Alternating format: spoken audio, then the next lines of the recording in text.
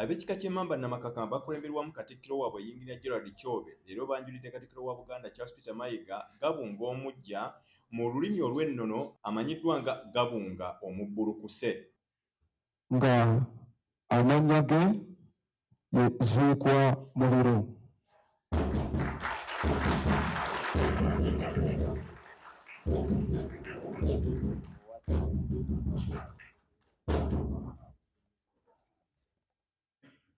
Era nga olwo ye Ziikwa Muliro owookutaano Gabunga ow'Amakumi 38. Gabunga omubbulukuse ye Mubiru Ziikwa owookutaano ngaze mu bigere bya kitaawe omugenzi Ziikwa owookuna eyabula mu lulimi olw'ennono wiiki ewedde. Katikkiro w'ekika ky'Emmamba Yinginiya Gerald Kyobe yayitidde mu Katikkiro wa Buganda Charles Peter Mayiga ebibaddewo okuva jjajjaabwe Gabunga lwe yabula. Era nga ne jjajjaawe waali Senkaali. Jjajja Senkaali y'oli jjajja Senkaali. Era nga muzzukulu wa Bassigabunga 36.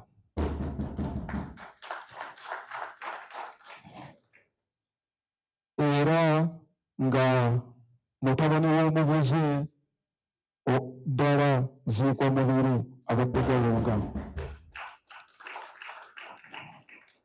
Ensonga zino zonna zeekunnyonnyodde ssebo Katikkiro wa Buganda ntuufu ddala.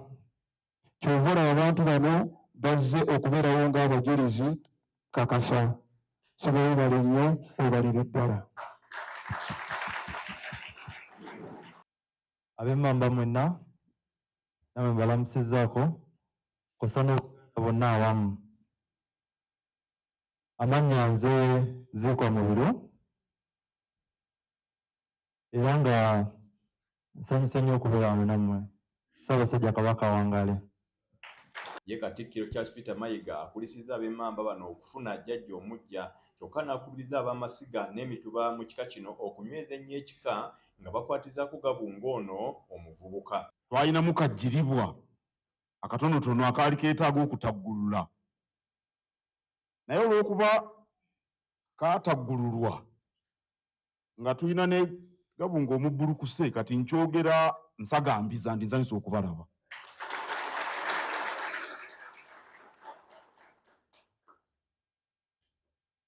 Era mu nnono ez'ekika okukungubaga mugamba tekuwedde, kubanga toyinza kukungubaga ng'ate bw'osagambiza, toyinza kubigatta. Katikkiro Mayiga era asoomozezza abavubuka mu kika okukolera awamu ne Gabunga omuggya engeri gy'ali omuvubuka naddala nga banoonya amakubo aganyweza ekika naddala mu byenfuna. Kale obukulu bw'ekika, obukulu bw'ebika byaffe kwe tutambuza obulamu bw'Omuganda ne bwe tuba nga situkyogeddeeko naye bwe kiri kye kifuula ensonga eno enkulu ennyo.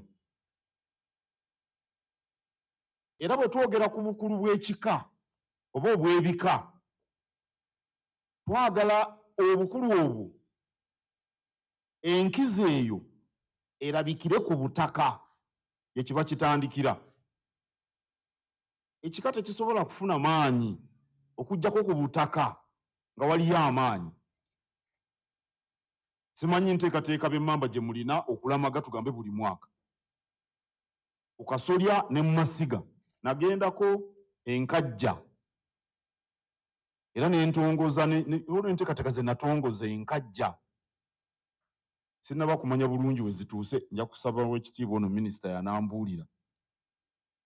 Mu nnono ya Buganda omutaka taziikibwa nga tebannalaga na kussaako musikaawe kubanga ekika tekirina kubaawo nga tekirina wa Kasolya. Gabunga omubuze Ziikwa owookuna wa kuterekebwa ku lwokusatu ku butaka bw'ekika.